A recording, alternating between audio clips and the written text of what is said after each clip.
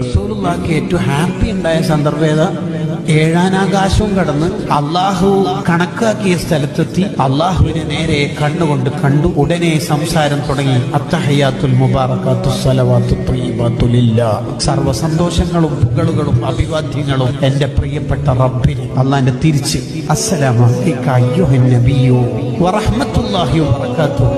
എന്റെ മുത്തായ നബിക്ക് എന്റെ സലാം.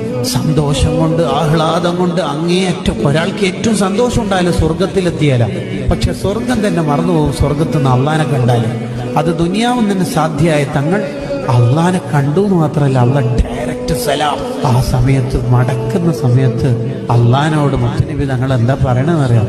എനിക്ക് മാത്രം പോരാ, അസ്സലാമു അലൈനാ വഅലാ ഇബാദില്ലാഹി സ്വാലിഹീൻ. എന്റെ പാവപ്പെട്ട ഉമ്മത്തുണ്ട് ദുനിയാവിൽ, സാധുക്കളാണ്, ഓർക്കും നിന്റെ സലാം വേണം അല്ലാഹ്. അപ്പോഴും നമ്മൾ എന്നെയാ മനസ്സിലുള്ളത്.